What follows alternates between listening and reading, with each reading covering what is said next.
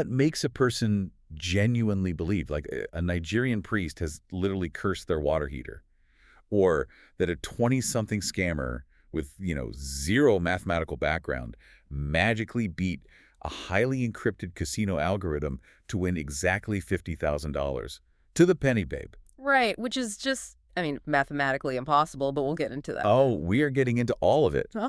Today, we are analyzing the psychology of manipulation, the staggering power of human delusion, and the absolute chaos of reality television. Welcome to the Snark side. Yes, welcome back to the mess. Babes, I have missed you so incredibly much. Whether you are brand new to our little chaotic corner of the internet or you have been riding with us from the very beginning, do not forget to subscribe, rate, like, and share the show. Spread the love, babe, because we thrive on the validation. We really do. We desperately need it. We do. But seriously, I need you to set the tone with me for a second. If you are sitting there right now listening, I need you to just take a deep breath. It is Sunday evening. The delusion in the air is running dangerously high. The Casamigos margaritas are perfectly chilled.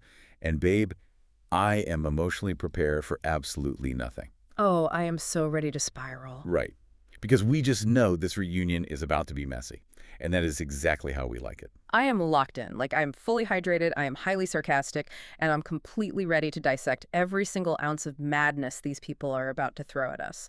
Let me just adjust my mic here, okay? Cheers to that. Cheers! Oh, that is perfect. Thank goodness for tequila. The Casamigos margaritas are back on deck, which is an absolute necessity today because this entire season has been nothing but pure, unadulterated chaos. We needed at least one classy, reliable thing today to, anchor us to reality before we dive into the fever dream that is this cast. Honestly true.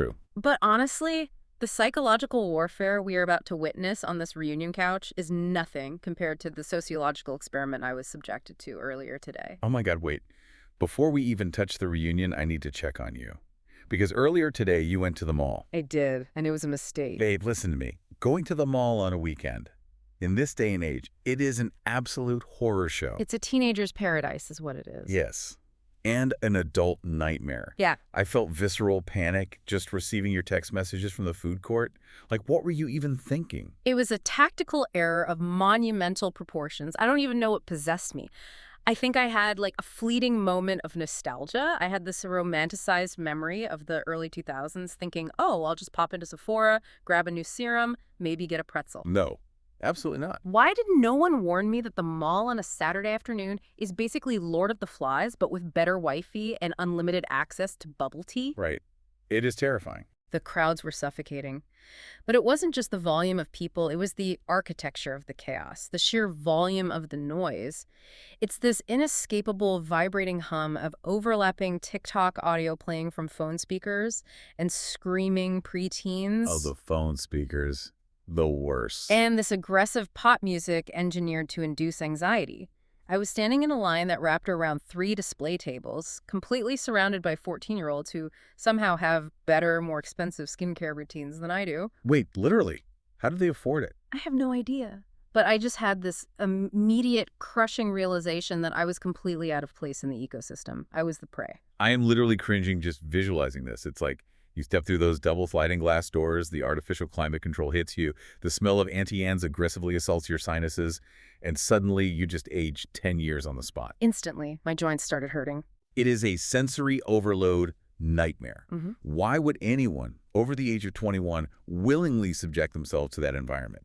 You are walking into a space that is meticulously designed to lower your inhibitions and overwhelm your nervous system so you blindly purchase things. It truly is. I felt like a bewildered anthropologist studying a hostile, highly energized alien culture. I was actively dodging packs of high schoolers moving in these aggressive V formations, completely oblivious to anyone else in the concourse. Oh my gosh, not the V formation. I just kept asking myself, why am I here? I have Amazon Prime, I have dignity.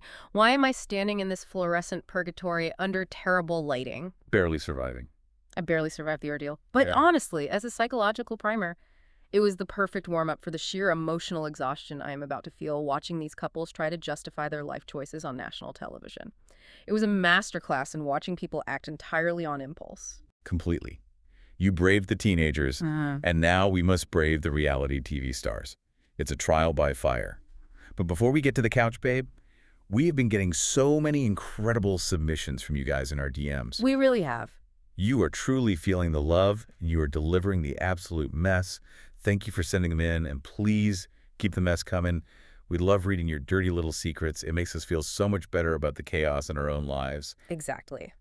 It's time for our listener confessions. And the prompt this week was messy, chaotic, and slightly controversial. Ooh, Yeah, did not disappoint. We've selected 3 that really capture the spirit of the evening. After each one, we'll break down the underlying mechanics of the behavior, and I will assign a definitive verdict: shady, snarky, or stupid. I am so ready. Hit me with the first one. Let's hear the mess. All right, confession number 1.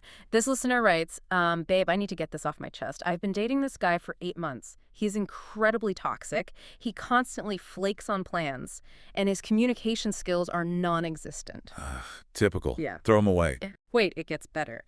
But I haven't broken up with him yet because he pays for the ad-free premium bundle of Max, Hulu, and Netflix, and he gave me the master passwords.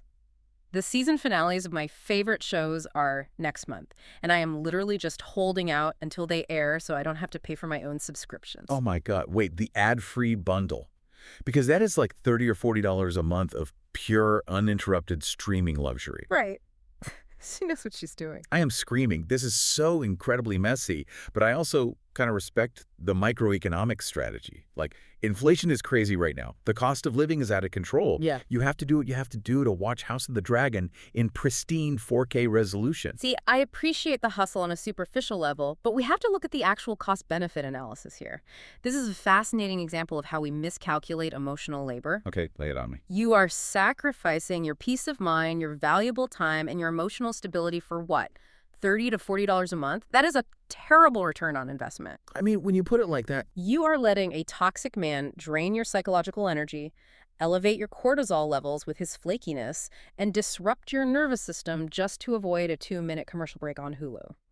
The verdict here is definitively stupid. oh wow, stupid. Yes, stupid. You are artificially inflating his value based on a utility. Just cancel a gym membership you aren't using, pay for your own streaming service, and block his number. Okay, that is harsh. But it is entirely fair. The emotional toll of managing a toxic man is definitely higher than the monthly cost of Netflix. It's basically taking on a part-time job as a crisis manager just to watch television. Exactly. It's a bad trade. I just love that she's treating him like a literal utility provider. She commodified the relationship. Okay, what is the next one? Confession number 2. This one is a little spicier. I have a rule when I start talking to a new guy on dating apps. Before we even go on a first date, I do a deep dive on his social media to find his ex-girlfriends. If his exes are ugly or just really unfortunate looking, I immediately lose all interest in the guy and unmatch him. Wait, hold on. Oh my God. She continues, I feel like a guy's exes are a reflection of his taste and his own value, and I refuse to be the upgrade if the baseline is the floor. That is brutal. Yeah. But, is she wrong? I am going to push back on you here because I kind of see her point. Are you serious? Yes. If you look at his past, and it's just a parade of absolute jump scares, it makes you fundamentally question his judgment. Mm-hmm. Like, what is he seeing that I am not seeing? Does he have terrible eyesight? Does he hate himself? Wow. In the dating market, his past choices are a valid data point. Yeah. It shows you what he thinks he deserves. So, like, I get it. No, absolutely not. I'm pushing back on this incredibly hard. This is highly controversial and frankly a terrible metric for assessing a potential partner. First of all, attractiveness is entirely subjective and culturally constructed. I mean, sure, but... Second, what if the ex had an incredible magnetic personality? What if she was a neurosurgeon who spent her weekends rescuing golden retrievers? You are judging a man's entire intellectual and emotional capacity for love and partnership based on a heavily filtered, potentially poorly lit Instagram photo from 2021. Okay, valid. And let's be real about the psychology here. This isn't about him. It's rooted in deep insecurity on the part of the listener. Wait, how is it insecurity if she thinks she's the upgrade? Because it relies on a concept in evolutionary psychology called mate choice copying. It's the phenomenon where individuals are more attracted to someone who has already been vetted and chosen by other high-quality individuals. Oh, that makes so much sense. Right. You want a guy with conventionally attractive exes so you can feel like you won a highly contested prize. You need the validation of knowing that beautiful women wanted him, which temporarily boosts your own ego when you, quote-unquote, win him. Okay, you are reading her to filth right now. The verdict is shady, extremely shady, superficial, and honestly, a little unhinged because it outsources your own judgment to women you don't even know. Wow. Okay, when you break down the evolutionary psychology of mate choice copying, it actually makes so much sense. It really is about seeking external validation rather than trusting your own connection with the person. But I still think it's a hilariously ruthless screening process. I support women having rigorous standards, even if those standards are wildly petty. We can agree to disagree on the ethics of this one. What is the final confession? Confession number 3. And this one ties perfectly into the grand theme of tonight's show delusion. She writes, "Babe, I need help. I legitimately believe my mother-in-law placed a dark spiritual curse on my marriage. Oh my gosh. Yes. Every time we visit her house, my husband and I get into a massive screaming match on the car ride home. Last week, she gave us a housewarming gift that was just a weirdly shaped jar of dirt, and the very next day, our water heater exploded and flooded the basement. I'm convinced she is practicing dark magic to get me out of the picture." A jar of dirt. Oh my God, I am terrified. Throw the dirt away immediately. Burn some sage, call a priest, protect your peace. You're enabling the delusion. I completely believe her. Mothers-in-law have a terrifying psychological power that science simply cannot explain. If the water heater exploded the literal next day, that is a direct, targeted attack from the spiritual realm. I am validating this listener's fear 100%. Okay, let's inject some grounded reality into this situation. What we are seeing here is a textbook case of fundamental attribution error mixed with apophenia. Apo what now? Apophenia, which is the human tendency to perceive meaningful connections between completely unrelated things. Water heaters have a mechanical lifespan of about 8 to 12 years. It exploding is a plumbing issue caused by sediment buildup or a faulty pressure relief valve. It is not a paranormal event. But the timing.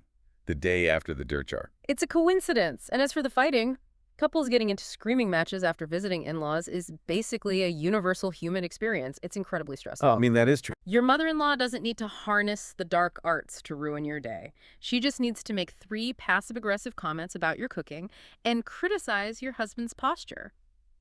The verdict here is snarky on the mother-in-law's part for giving a genuinely weird jar of dirt as a gift, but stupid on the listener's part for blaming a faulty major home appliance on witchcraft rather than calling a plumber. You are so deeply cynical. I want to believe in the theatrical drama of the curse. It makes life so much more interesting. You would. But speaking of curses, delusions, and blaming our problems on invisible forces, oh my gosh, take another sip of your margarita, babe.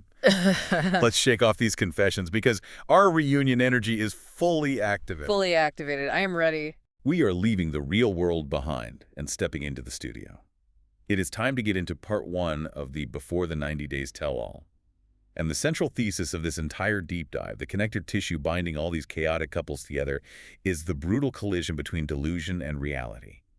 It is about what happens when the fictions these people have carefully constructed to protect their egos are suddenly exposed to the cold, hard cameras. Let's do it. And right out of the gate, the producers blessed us with a brilliant new mechanic. For the first time ever, we have a confessional cam backstage. Oh, the backstage cam is everything. Anyone can just walk up to the lens and speak their mind, totally unfiltered, while the chaos unfolds in the dressing rooms.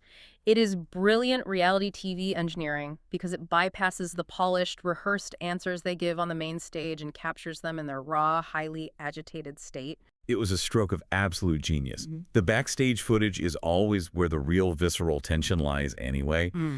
And setting the scene here, the sheer volume of fake boobs, plunging necklines, and stripper heels that were crammed into those tiny fluorescent lit dressing rooms, it was like a convention. It really was. Everyone was dressed to kill, or at least dressed to ensure they secured maximum screen time and mean potential. It was a lot of look and a lot of very specific chaotic energy.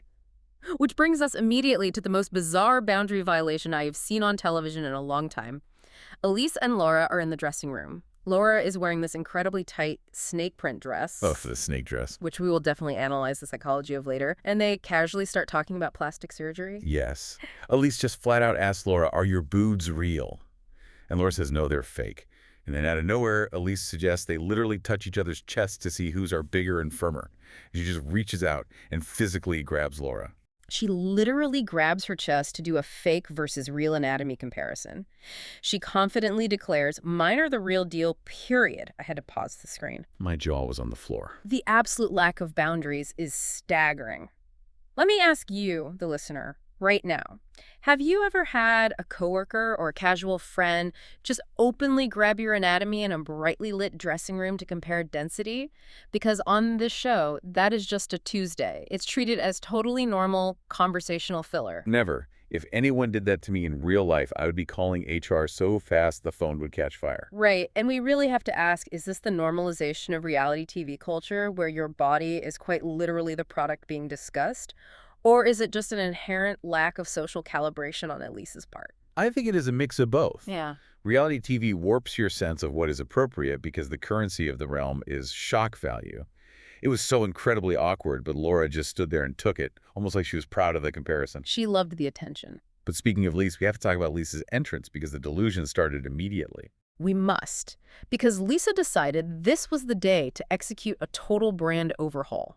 She shows up without her signature wig, she's got her natural hair, she's talking about wanting volume, embracing her true self, shedding her insecurities, and feeling confident. A total rebrand. It's a beautifully crafted narrative that lasts for about exactly 4 seconds. Literally 4 seconds. She walks in, seemingly trying to embrace this vulnerable, emotionally mature, natural era, and then she locks eyes with Elise across the room. And completely unprovoked, Lisa begins to spiral. She looks at Elise and calls her a little black widow who can just tear her down with a look. She really did. She says Elise brings out the bully in school that went after her, that Elise makes her shrink because she's tall, slim, and beautiful. It was a massive, blinding projection of her own deep-seated insecurity. We have to look at the psychology of projection here. Elise didn't even do anything in that moment. Elise is just standing there. Granted, recovering from what the Snark Squad Reddit astutely pointed out looked like a very gnarly, highly contagious eye infection. Oh my gosh, yes. Did you see the Reddit threads? Of course. Half open, bright red eye looking directly into the camera. But regardless of her ocular health, Elise was just existing in the space. And Lisa launched this deeply personal, villainous attack because Elise represents everything Lisa feels she is not. It made me so emotional because Elise actually started crying. Her reaction was so genuine. She was like, I am a living person. I have a big heart. I had no idea. Lisa didn't like me. It was profoundly sad. It was. The fandom always paints Elise as this abrasive, tough-as-nails character, but in that moment, she was genuinely hurt. And meanwhile, Emma is sitting over there, and we all know Emma is the actual calculating villain of this season. Yes. Lisa's aiming all her defensive fire at completely the wrong target, because Elise is an easier target for her own high school trauma. Exactly. Lisa is dealing with so much internal trauma and cognitive dissonance from her own terrifying relationship that she is lashing out at the nearest confident woman just to feel a sense of control. Which brings us to the absolute darkest, most psychologically unhinged storyline of the entire franchise. Here we go. We need to transition from the petty dressing room squabbles to the deeply sinister mechanics of coercive control. We need to talk about Lisa and Daniel, the curse of the Nigerian priest. I need a sip of my drink before we even touch this. Okay. So they sit on the couch, and they're asked for the status of the relationship, and it is a whiplash-inducing roller coaster. They broke up, got back together for 4 or 5 weeks, and then broke up again. But Daniel sits there, looks dead into the camera, and says, it's complicated because she's my wife. The audacity. And this is where the logic completely fractures and the manipulation begins. Let's deeply analyze this traditional marriage. When they were in Nigeria, Daniel took Lisa to a religious figure for what she explicitly thought was a simple spiritual cleansing ritual, a premarital blessing to wash away bad energy. That's what she thought it was. But Daniel and the priest essentially performed a bait and switch. They weaponized a cultural tradition to enact psychological bondage. We saw the footage. The priest literally says, me and my husband are one forever and ever. No man, no woman put us under. He made her repeat it out loud. And Lisa is desperately claiming she didn't get a ring. She didn't sign any legal papers. She wasn't even legally divorced from her previous husband back in the States yet. Right. But Daniel is sitting on that reunion stage, completely straight-faced, insisting she's traditionally married to him, and therefore, by the laws of his culture, she belongs to him indefinitely. It is like emotional ransomware. Emotional ransomware is the perfect analogy. It is textbook coercive control. He is utilizing cultural differences to create an informational asymmetry. She doesn't know the nuances of Nigerian traditional law, so he can tell her whatever he wants and she has to believe it. It's so twisted. And then we get to the concrete proof of his deceit, the phone contacts. Lisa's daughter, Faith, did some investigating and found out that Daniel had 4 different phone numbers. In one, Lisa is listed as Liz Baby.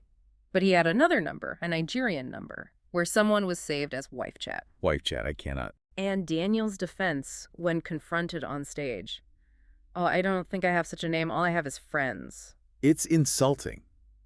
He lies with such a calm, flat, unemotional effect that it actually makes you question your own reality. It is pure gaslighting. But the part that made me legitimately lose my mind, the part where I was screaming at the television screen, Lisa actually believes she is cursed. She really does. She looks physically terrified on that couch. She tells the host that the priest told him if she ever steps outside of this marriage or attempts to leave Daniel, one of them will get very sick and die.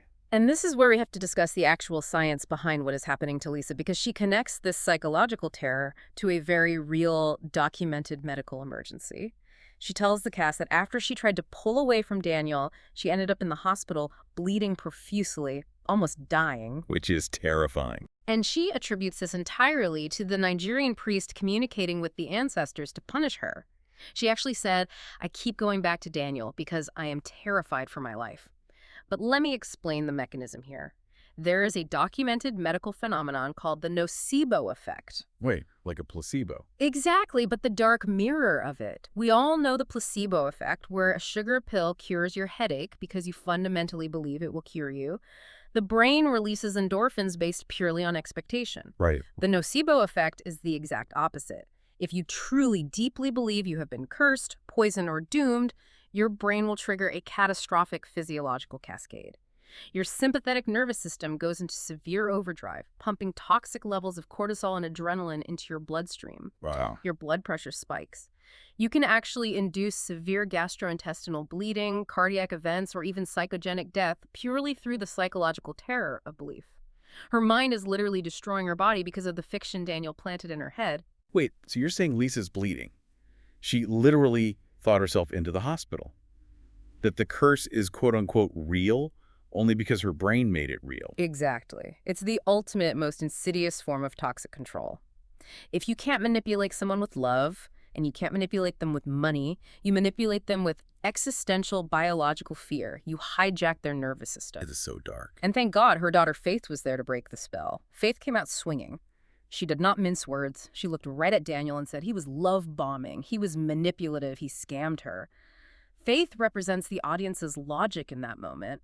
She flat out refused to let Daniel control the narrative or control her mother's perception of reality anymore. Faith is an absolute queen. No man gets to control us. Put that on a t-shirt. She saw right through the mystical fog Daniel was blowing.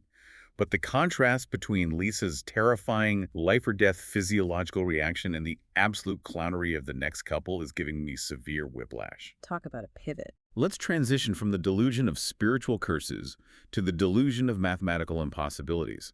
Let's pivot to Laura and Birkin. Because the delusion here is so thick you could cut it with a knife. Oh, the delusion is palpable, and it operates on a completely different frequency than Lisa's. Laura is a masterclass in self-deception to protect a fragile ego. Let's start with the visual presentation. Oh, please do. Laura is sitting on that couch with an incredibly smug, superior attitude. She really thinks she has won the reality TV lottery and outsmarted everyone. But her dress choice, the Snark Squad Reddit threads, were absolutely merciless. They were tearing her apart. One user said the dress made her bottom half look like a slithering snake that had swallowed a toaster. I am crying. A toaster. Another said it looked remarkably cheap and unflattering. She was acting like British royalty while wearing what looked like a fast fashion clearance bin mistake. She was. She was doing this condescending little head bob, acting like she is the ultimate prize that everyone should be jealous of. And then they do this whole theatrical build-up with the immigration envelope. She brought a sealed envelope from U.S. Immigration to open on live television. The suspense. The drama. The host is practically doing a drum roll. She carefully tears it open, and it's a massive nothing. It literally says it does not grant any immigration status or benefit. It basically just said, we received your paperwork and bureaucrat work is continuing. It wasn't an approval of the K-1 visa. It wasn't a denial. It was literally just a standardized, auto-generated receipt of processing. Such a letdown. But Laura spins it as this huge, monumental victory. That means she has another ironclad excuse to fly back to Turkey. And why is she going back to Turkey for skin removal surgery? This is where the delusion hits a medically dangerous level. She tells everyone on the stage she is going to Turkey for major full-body skin removal surgery after losing weight. But babe, the Reddit threads pulled up the receipts on this, and the medical facts do not align with her story. Not at all. To get that kind of intense, invasive skin removal surgery, any reputable plastic surgeon requires you to be at your absolute goal weight and to have maintained that specific weight for a significant period of time, usually 6 months to a year. Exactly. You cannot operate on fluctuating tissue. And the brutal truth, as noted by countless viewers online who have eyes, is that Laura has clearly gained a considerable amount of weight back since her initial surgical consultation. Doing the surgery now would be medically inadvisable, at least in the U.S. It's just so risky. Maybe Turkey has different, looser medical regulations, but it is deeply unsafe to undergo that trauma when your body mass is still shifting. And Birkin's reaction to her major medical procedure, he just shrugs his shoulders and says, "It's not about the surgery. We are going to spend time together." He doesn't even care. He doesn't care about her medical safety or the recovery process. He cares about keeping the host attached to the parasite. Wait, I want to push back on that word parasite. Is he a parasite, or is Laura fully aware of the transaction happening here? Think about the sunk cost fallacy. She has invested so much time, public reputation, money, and emotional energy into this narrative that admitting she was scammed would completely shatter her ego. That's a fair point. At this point, I think she is a willing participant in her own scam because the truth is simply too humiliating to face. That is a phenomenal point. Sunk cost fallacy is the driver of her entire personality right now. She would rather risk botched surgery in Turkey than admit she was wrong. And it leads us directly to the biggest, most mathematically absurd lie of the night, the jackpot lie. Oh, this is my favorite part. They asked Birkin how he is dealing with his massive $50,000 debt, a debt that has been the central conflict of their entire relationship. And Birkin, with a straight face, says he has a surprise. He paid it all off. And how did he miraculously summon $50,000? He claims he went to Cyprus, went to a casino, played the quote-unquote algorithms, and won the grand jackpot. And when they ask exactly how much he won, he says exactly the amount. Exactly the amount. I'm going to ruthlessly tear this apart right now because it is an insult to anyone with a third-grade understanding of statistics. Tear it apart, Jay. I mean, babe, tear it apart. Let me explain exactly how a casino operates. Slot machines and electronic casino games use something called a random number generator, or an RNG. It is a highly encrypted microprocessor that is constantly spitting out billions of number combinations every single millisecond, even when no one is physically touching the machine. Wow, billions. Yes. The moment you press the button, it freezes on a microseconds calculation. Furthermore, the machine is programmed with a mathematical principle called return to player, or RTP.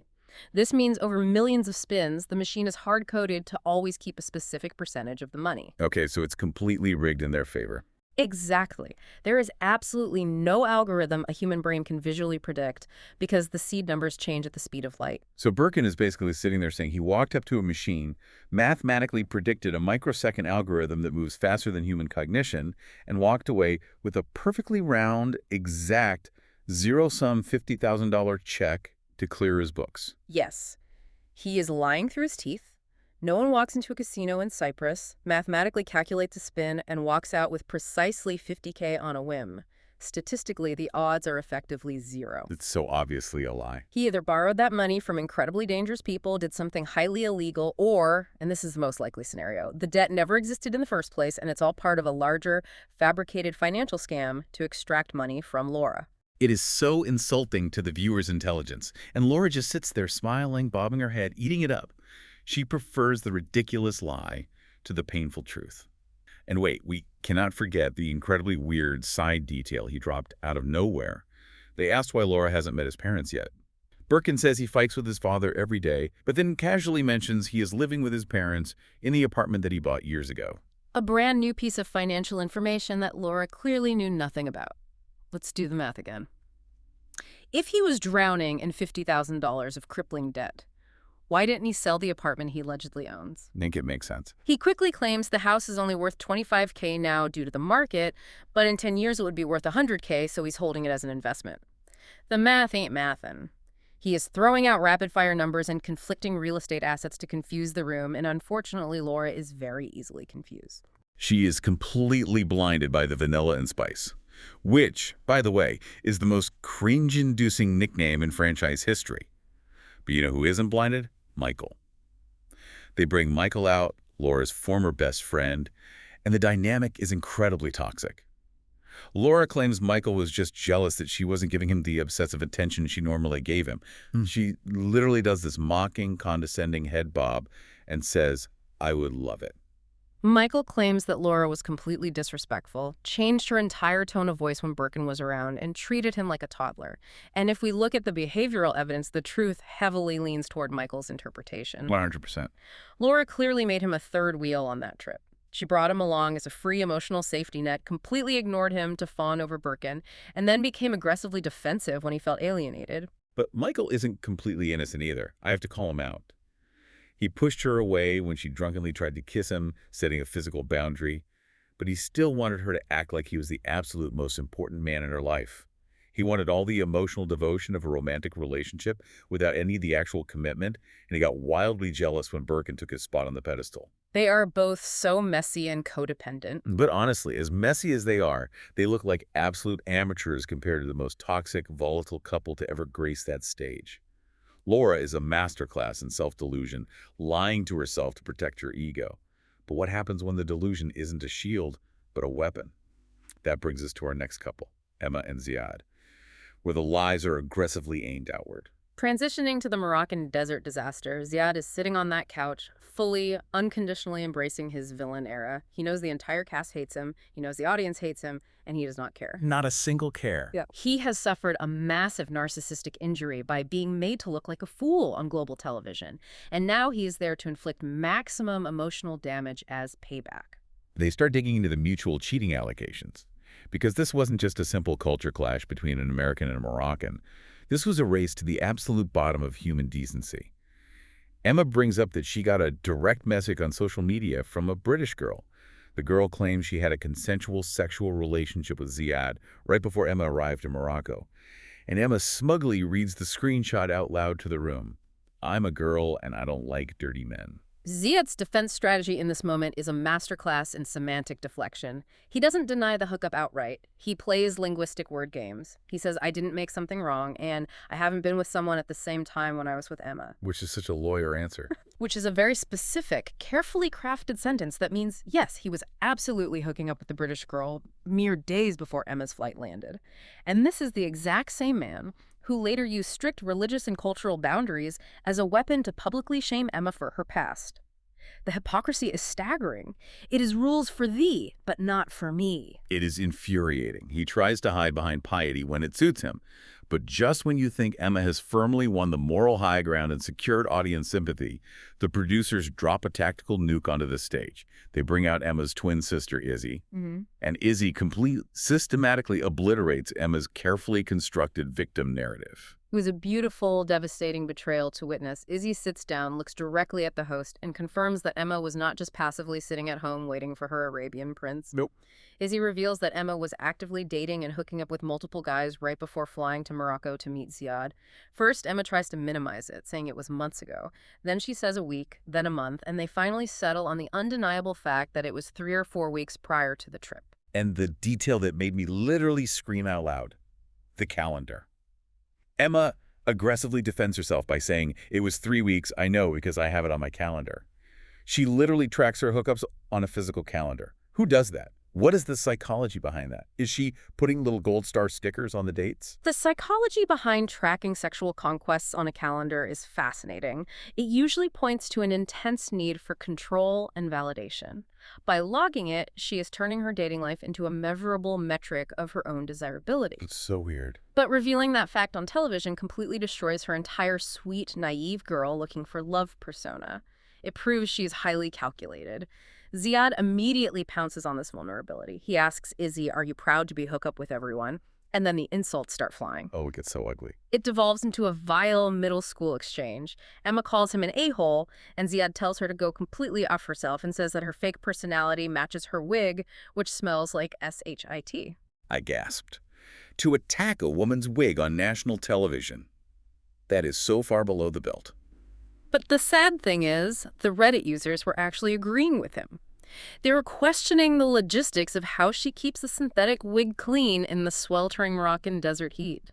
The whole segment was just a masterclass in toxic energy. And we have to connect Emma's defensive victim-playing behavior on the couch to her actual behavior caught on the backstage cameras. Because the backstage footage proves Ziad's point about her personality being entirely performative. Backstage, before the cameras roll for the main stage, Emma is wildly and inappropriately flirting with Forrest. Forrest, who is very much engaged to Sheena. Yes. She's giggling, touching him, and asking him, "Am I pretty? Are we a throuple? How much do you love me?" It was so incredibly gross. She is treating him like a toy. The psychological analysis on Reddit regarding this interaction was incredibly spot on.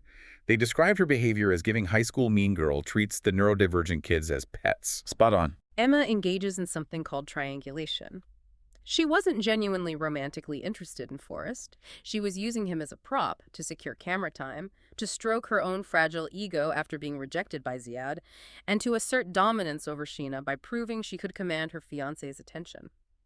It's entirely performative, deeply disrespectful, and highly manipulative. Which is exactly why I completely supported Sheena's reaction. Sheena is watching this entire gross interaction unfold on the monitor from the green room, angrily flashing her engagement ring at the screen and threatening to rip that fake bitch's lips off. I am Team Sheena all the way on this. Emma needed to sit down and stop treating real people like pawns in her desperate attempt to produce her own storyline. Speaking of producing storylines, let's pivot from the absolute dregs of toxic manipulation to the ultimate, undeniable glow-up of the night. Trisha's revenge body. She walks out onto the stage looking absolutely stunning, practically glowing from the inside out, and drops the bombshell that she is 6 months pregnant. The collective gasp in the room was audible. And immediately all eyes snapped to Rick, Icky Rick, because the timeline math immediately implies, could the baby be his? And they ask him point blank, with no hesitation, are you the dad? Rick, suffering from what can only be described medically as visible roid rage and a crumbling ego, executes the most transparently pathetic move of the night. So pathetic. The microphones catch him actually whispering, "I love you" to Trisha, off mic, a desperate attempt to maintain a private emotional tether to her, but publicly, loudly, he says, unfortunately not. The fragile ego on this man is astounding. He was sweating. He is sweating, his face is shiny, and he is deeply, fundamentally bitter that she has moved on and thrived without him. Trisha dodging that bullet and building a beautiful life is the real, unqualified success story of the entire season. Truly, it is the best possible outcome for her. But Rick cannot handle not being the center of attention and the dominant alpha in the room, which leads directly to the father face-off. Ziad, who is just randomly spraying bullets at everyone at this point because he has nothing left to lose, calls Rick a fake father. And Rick completely, spectacularly loses his mind. It was explosive. Rick stands up, aggressively points his finger across the stage, and screams, "I'm a real father, fool. I'm more of a father than you will ever be in your effing life." So embarrassing. He then starts bizarrely bragging about taking care of his 30-year-old adult child since he was a baby, as if raising your own offspring is some sort of heroic, superhuman feat rather than the baseline expectation of parenthood. And Ziad's reaction is the ultimate ego-destroying disrespect. He doesn't yell back. He just laughs directly in Rick's face. He says, "We just have fun. Don't cry." Ziad knew exactly what psychological buttons to push. Rick's entire identity, his whole sense of self-worth, is tied up in this aggressive, performative masculinity. He needs to be seen as the toughest guy in the room. And Ziad just punctured that entire tough guy facade with a high-pitched giggle. It emasculated him completely. I had to look away. The secondhand embarrassment for Rick was so astronomically high. It was tough to watch, but a perfect example of how easily fragile masculinity shatters under pressure. And speaking of fragile, aggressive masculinity masquerading as leadership, let's shift focus to the Philippines, Javon and Anna.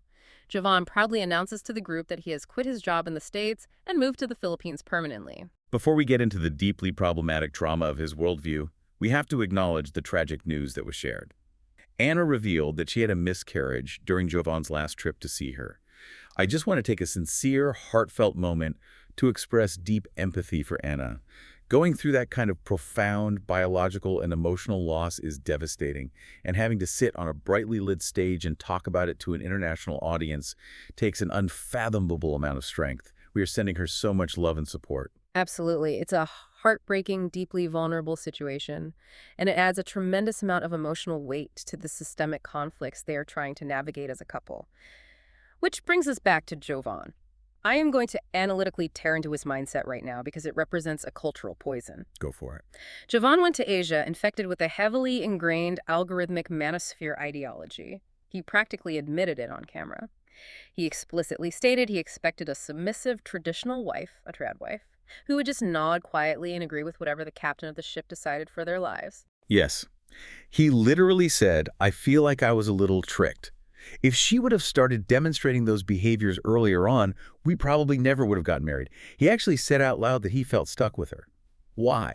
Because Anna had the absolute audacity to demand a real egalitarian partnership where her voice matters, her career matters, and she isn't just an accessory to his life. Let's explain exactly how this happens. The algorithmic pipeline that feeds this manosphere ideology is incredibly insidious. A young guy clicks on one podcast about gym motivation or basic financial literacy, and the recommendation engine slowly introduces him to creators who preach traditional masculinity. It's a slippery slope. They use pseudoscientific evolutionary psychology to claim women are biologically wired to be submissive and men are inherently wired to be leaders. It fundamentally gamifies human connection into a rigid power hierarchy. You look for a partner based on a subservient caricature, which is deeply rooted in the historical power imbalance of the K-1 visa process, where the American holds all the financial and geographical power rather than seeking a complex human being. So true. And then you experience intense cognitive dissonance and anger when the human being has thoughts, boundaries, and demands respect. But I will give Anna massive credit here. She stood her ground. She correctly identified and called out his toxic podcast consumption directly on television, and she forced him into professional couples therapy. She is actively deprogramming his algorithm and dragging him, kicking and screaming, into emotional maturity. Praise Anna. She is an absolute force. She is not letting him get away with that ridiculous captain of the ship nonsense. Okay, before we move to our deep dive analytical segments, we have to hit a couple of quick hits from the background noise of the cast. What on earth is going on with Elise and Joshua? It's a masterclass in whiplash. Brief update there. We saw them break up at the airport in a dramatic flurry of tears, sobbing, and final goodbyes. But on the screen today, Elise says, "Hi, baby," and Joshua says, "Hi, baby." They are officially back together and apparently doing entirely fine. The emotional instability is exhausting, but okay. And Forrest. Oh my gosh. Forrest proudly announces to the room that he got a job as a farm tech after aggressively applying to 50 different places to meet the K-1 visa financial requirements. The Reddit threads were absolutely dying over this job title. They pointed out that Darcy, watching on Pillow Talk, just laughed out loud at the phrase farm tech. It is a very specific, highly creative interpretation of a job title, but hey, he is actively working toward fulfilling the legal requirements of the K-1 visa, which is more than we can say for half this cast. Even if simultaneously, Molly is accusing Sheena of being a highly deceptive liar who tells everyone in the cast different, conflicting stories to manipulate alliances. The background noise and side plots on this cast are just as loud and confusing as the main storylines. It really is an ensemble of chaos. Okay, babe, take a deep breath. We have recapped the absolute madness. Now it is time to formally analyze it. Let's move into our first official segment of the night truth or performance. The focus here is simple and analytical. Who on that stage is being genuine, and who is meticulously putting on a pre-planned show for the cameras and the audience. I am coming in hot on this one. I am aggressively targeting Emma. Her entire performance on that stage was an absolute sham. She treats reality TV like a game of chess, where she's trying to play both sides of the board. Totally. She came on to this season playing the wide-eyed, naive, sweet girl, looking for her Arabian prince. And the absolute second her sister Izzy exposed the calendar system, and the second we saw that backstage footage of her flirting with Forrest to assert dominance, the mask completely and utterly crumbled. She is not a victim of circumstance. She is a highly active producer of her own drama. She wanted screen time, she wanted relevance, and she didn't care who she had to step on or emotionally manipulate to get it. I agree. Her performance was entirely transparent and poorly executed. But let's look at the other side of that coin, Ziad. Is his extreme hostility real, or is it a calculated performance? I analyze his intentions as purely strategic. He is a smart guy. He knows exactly how he is perceived. Oh, he definitely knows. He knows he has been permanently cast as the villain because the audience saw him coldly abandon her in the desert. Instead of apologizing, showing remorse, and attempting the classic reality TV redemption arc, he is fully consciously leaning into the performance of the untouchable bad guy. He is using cruel, highly specific insults, attacking her wig, publicly laughing at Rick's fragile masculinity, just to inflict maximum emotional damage and guarantee that he stays relevant in the social media discourse. He knows rage generates engagement. It's toxic, it's mean, but it is mathematically calculated. He definitely knew exactly what he was doing. He's weaponizing his own bad reputation. Okay, let's move to the next segment, accountability check. Who is actually owning their mess, looking in the mirror, and who is deflecting hard? We have to debate the two kings of deflection, Beeran versus Ziad. I will start by prosecuting Beeran. He is the undisputed king of financial deflection. He is asked a direct yes or no question about his $50,000 debt. Instead of taking an ounce of accountability for his catastrophic financial irresponsibility, he fabricates this absurd, mathematically impossible casino algorithm lie. Yeah, the algorithm. He dodges every single practical question about their future by claiming a magical, instantaneous jackpot solved all his problems. It is a fundamental refusal to live in objective reality and a massive refusal to be accountable to the woman who is preparing to legally sponsor his immigration. Okay, I see your Beeran argument, and I raise you Ziad. Because while Beeran is deflecting finances, Ziad is deflecting morality. Yeah. The blatant slut-shaming from Ziad was outrageous. He sits there, perched on his high horse, and publicly degrades Emma for hooking up with people before they were exclusively committed, calling her fake and labeling her a demon based on strict cultural purity standards. It was gross. But when he is confronted with the exact same behavioral evidence, the British girl in his own direct messages, he completely refuses to answer. He deflects with semantics. I didn't make something wrong. He holds Emma to a puritanical standard of perfection while giving himself a complete, unquestioned pass for identical behavior. It is the textbook definition of dodging accountability through hypocrisy. You make an excellent point. Both are terrible in different arenas. They can share the crown for deflection. Moving on to our third segment. If we were on that couch, we are hypothetically inserting ourselves into the reunion studio. If you had a live microphone and a seat on the stage, what would you say, and who would you confront first? Oh, this is the easiest question of the night. Yeah. I wouldn't even wait to be formally called on. I would march right across the stage, walk directly up to Daniel, grab Lisa firmly by the shoulders, shake her gently to break the trance, and scream directly into the microphone. Lisa, the ancestors are not real. Yes! He is scamming you. He is using cultural fear to bind you. Blink twice if you need me to call you an Uber to the airport right now. I would stage a live, televised intervention. I would not let him speak another single word of that Nigerian curse nonsense without completely shouting him down. You would definitely get tackled and escorted out by studio security, but I cannot deny it would make for incredible Emmy-winning television. For my part, I would target Laura. Ooh, what would you say? I would bypass Michael and the petty jealousy entirely, look Laura dead in the eye, and confront her about her insufferable condescension. I would force her to engage with reality. I would ask her flat out, Laura, are you really going to sit here on national television and let a 20-something scammer with the body of Abraham Lincoln covered in glue shout out to Reddit for that hauntingly accurate visual convince you that he broke the space-time continuum to win exactly 50 grand at a rigged slot machine? Oh my God, the body of Abraham Lincoln covered in glue. I forgot about that comment. Are you genuinely going to buy his K-1 visa, pay for his Airbnb, and fund his life while he lies directly to your face? I would force her to do the literal mathematical calculation on live TV and watch her try to justify it. Oh, she would absolutely hate you. She would do that little condescending head bob at you and tell you that you just don't understand their special connection, but someone desperately needs to say it. Okay, finally, we have reached our last segment, Snark Squad Reunion Theories. This is where we throw out our bold, analytical, slightly unhinged takes about what is really going on behind the scenes, beyond what the producers are showing us. Hit me with your best theory. Theory number 1. Beeran's $50,000 did not come from a casino algorithm. My theory is twofold.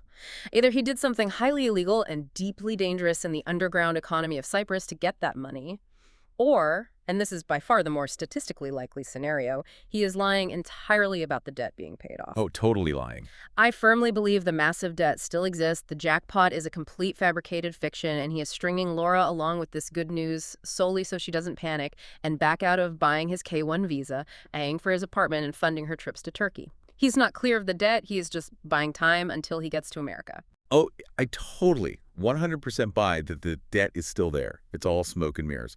My theory number 2, is about Emma. And I am standing by this. I don't care how crazy it sounds. I believe Emma intentionally packed her ex-fiancé's engagement ring in her luggage to Morocco. Oh, really? Yes, she didn't accidentally leave it in her jewelry bag. She knew she was going to have an explosive relationship-ending fight with Ziad.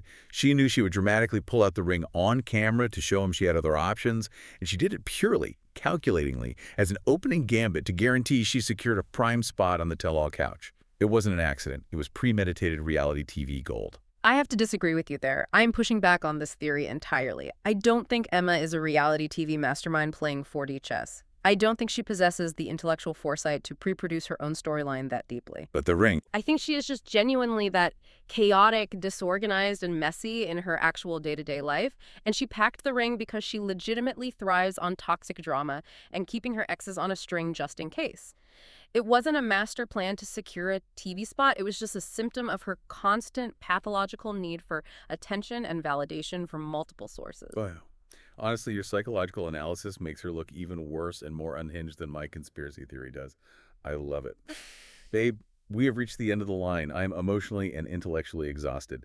Thank you so much to the Snark Squad for hanging out with us, sipping your drinks, and surviving this absolute spiral of a reunion. We surely appreciate you taking the time to dive deep with us. And remember, if you enjoy this descent into the mechanics of madness, share the deep dive with a friend who loves analyzing Crash TV just as much as you do.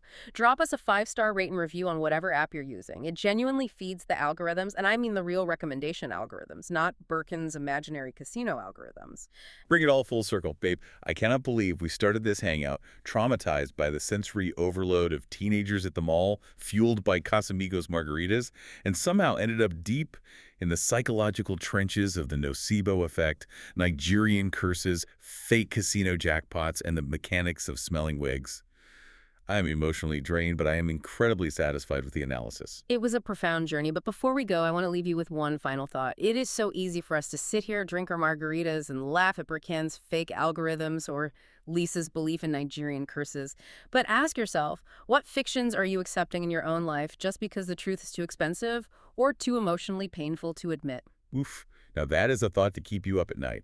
Stay messy, stay delusional, and we will see you on the Snark side.